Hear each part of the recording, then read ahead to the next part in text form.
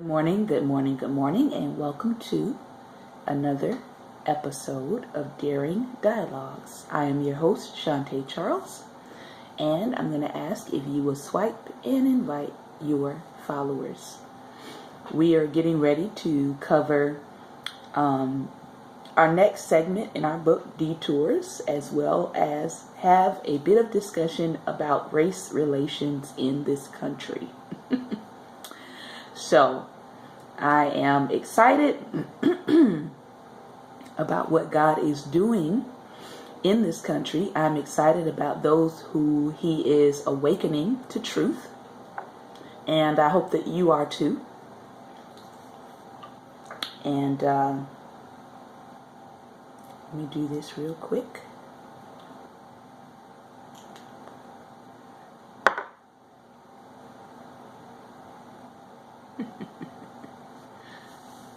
Nothing like a little bit of vitamin E to nourish the skin today.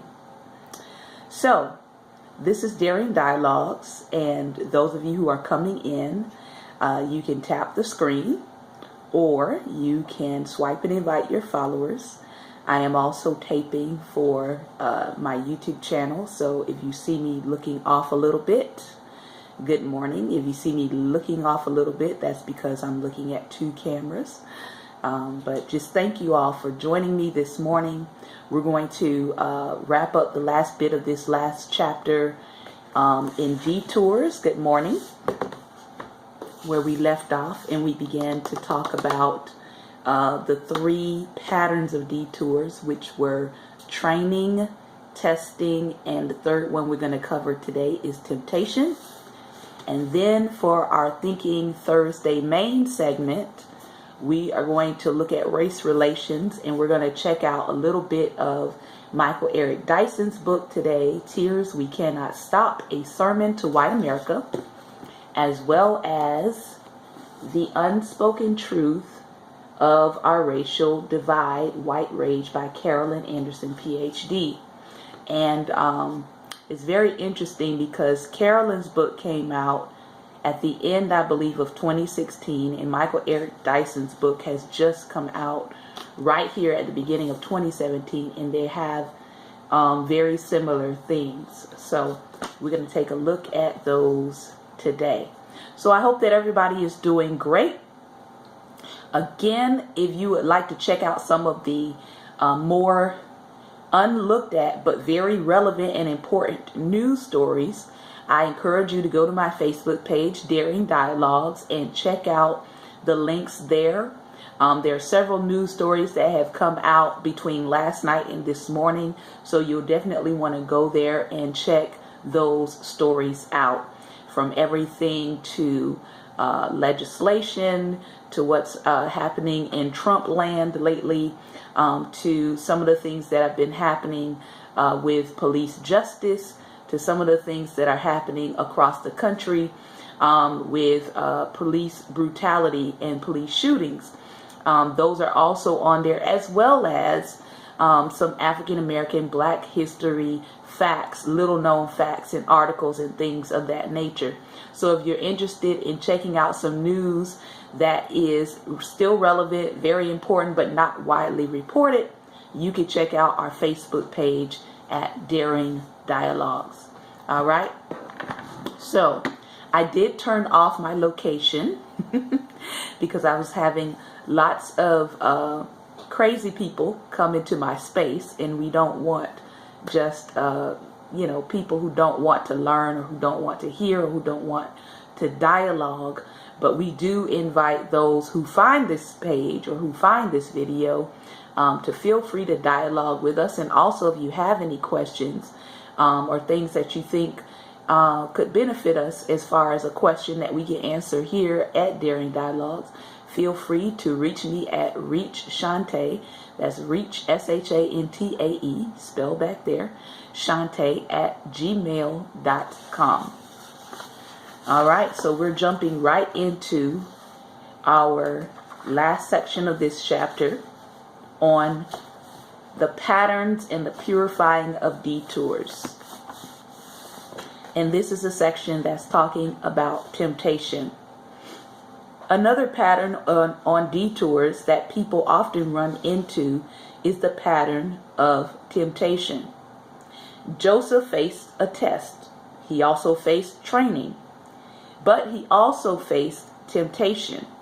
And according to the way that Tony Evans defines temptation, a temptation is a solicitation to do evil and disobey God. Keep in mind, temptation itself is not a sin. Being tempted is not the same as sinning. Sinning is when you yield to the temptation. Satan uses temptation to move us away from the will of God. He offers the down payment of pleasure, numbing pain, or distraction so that he can come back later for full payment with interest. The Lord sent Joseph to Potiphar's house on a detour. He also knew that Mrs. Potiphar was going to be there as well. He also knew that Mr. Potiphar was going to look at Joseph in a suspect manner. We are told in the passage that Joseph was a modern-day superstar in looks and in build. He was handsome in both form and appearance. He had six-pack abs. He was a beast, or eye candy as they would call it for the ladies. After enough eye candy, Mrs. Potiphar decided she wanted more than just something to look at. So she made an advance at Joseph, inviting him to become intimate with her. But Joseph refused to have relations with Mrs. Potiphar out of honor and respect for his master, Mr. Potiphar. He also refused out of honor and obedience to God. We read in Genesis 39:9, where he says, "No one in this house is greater than I am. He has withheld nothing from me except you, because you are his wife. So how could I do such a great evil and sin against God?" Joseph saw sin as a relational issue. He realized that he had a master on earth as well as one in heaven, causing him to run even though it meant leaving his valuables behind. Mrs. Potiphar didn't take no for an answer, though. Scripture tells us that day after day, she continued to flirt, continued to make her proposition, continued to put pressure on him to give in to what she wanted. Eventually, his rejection left her annoyed, irritated, and humiliated to the point that she accused him of the very thing he did not do. She accused him of rape. They say that hell hath no fury like a woman scorned. Joseph had not given in because of his love for God. He valued his relationship with God more than he valued monetary pleasure. It wasn't easy, I'm sure, but it was the right decision. Joseph demonstrated that he could be trusted under pressure. A right decision that subsequently landed him in another pit, this time a prison. Have you ever made a right decision only to later feel that you're being punished for doing just that? I don't know about you, but I know in my own life I've made plenty of righteous decisions and was punished for making them. But as he said, this is a part of the pathway to your destiny. Little did Joseph know that he needed to be in the prison in order to one day wind up standing before Pharaoh in a time of need. It must have seemed confusing and contradictory to obey God and have God seemingly punish you by tossing you in prison. But that's what detours do. They sometimes confuse us. They sometimes cause us to question and to doubt. They sometimes look irrational and illogical. This is because we cannot see where the detour is taking us. We can only see the pit and the problems.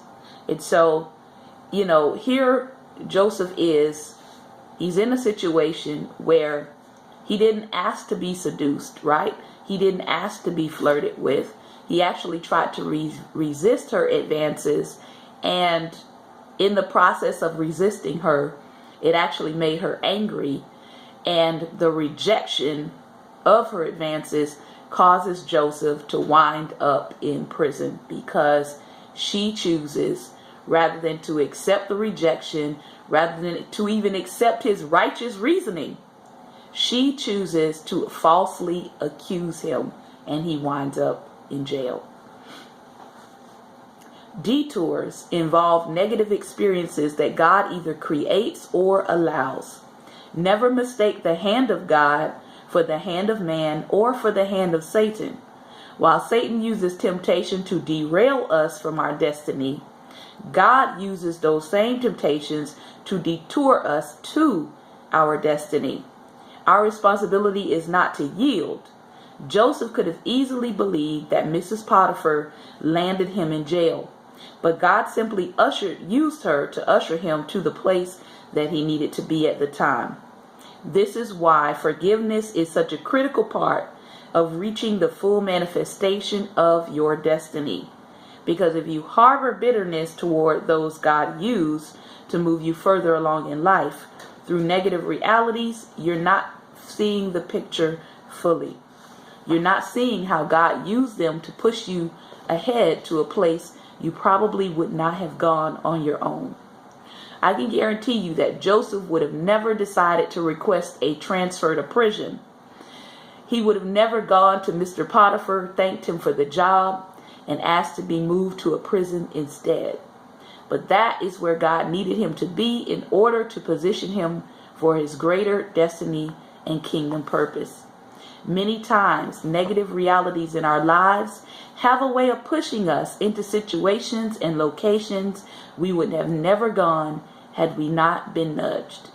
So be careful if you harbor bitterness towards those who have hurt you. Consider how God may be using them to develop you, move you, and position you for your greatest promotion yet. God loves you enough to develop you for where He is taking you. Say no to that which breaks His heart, the temptation, but realize that you're saying no may not immediately bring you reward. You will need to be patient for that to come. Let go of any grudge you have towards someone who has offended you, accused you, or moved you into a place you did not want to go. And let God show you why it happened and what He is doing through it. When you do, you will discover the purifying grace of acceptance and the power of peace in living out your destiny, both now and in the future. So that was the segment on temptation. Now, believe it or not, I understand what Tony Evans is saying and what he's alluding here, but for many people, it may be hard to, as he says, let go of the grudge, right? It may be hard for people to realize or to see in that very moment that what is happening to them is a part of God's destiny, right?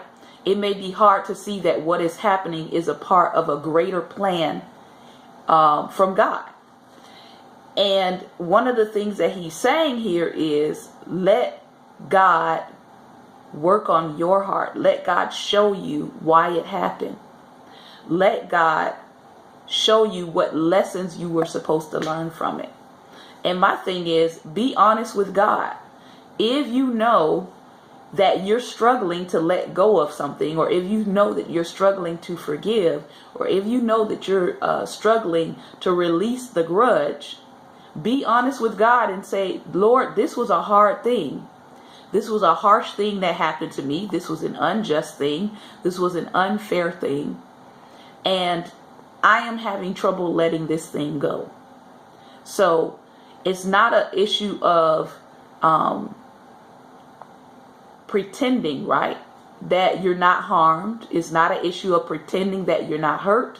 It's not an issue that you're pretending that you're not feeling the way that you're feeling. So I want to make that clear. But the reality is, you would really have to have God to help you, show you how this thing fit into your future. And a lot of times we for some reason don't think that God would want to show us the why or the how. But I have found that in asking God, how does this fit into my future? He's actually given me some answers. Some of them didn't necessarily come right at the time that it happened. Sometimes it came once I was out of the situation. Sometimes it came years down the road that I began to understand why certain things happened the way they happened, so that I could have some resolve within myself and even some peace in certain situations within myself to be able to move forward. To be able to say, okay, that thing hurt me, but I see how God worked that thing for my good. All right. So that was our reading today of Tony Evans' Detours. We're going to pick back up with this book on Monday. In chapter 5, we're going to look at the proof of detours. What is the proof that you are on a detour? All right. So let's talk a little bit about race relations. Race relations. So if you have any questions about race relations or any comments about race relations, please feel free to take a moment and type something and place it on the screen. And maybe we can somehow twine it into what we're going to check out today in our reading.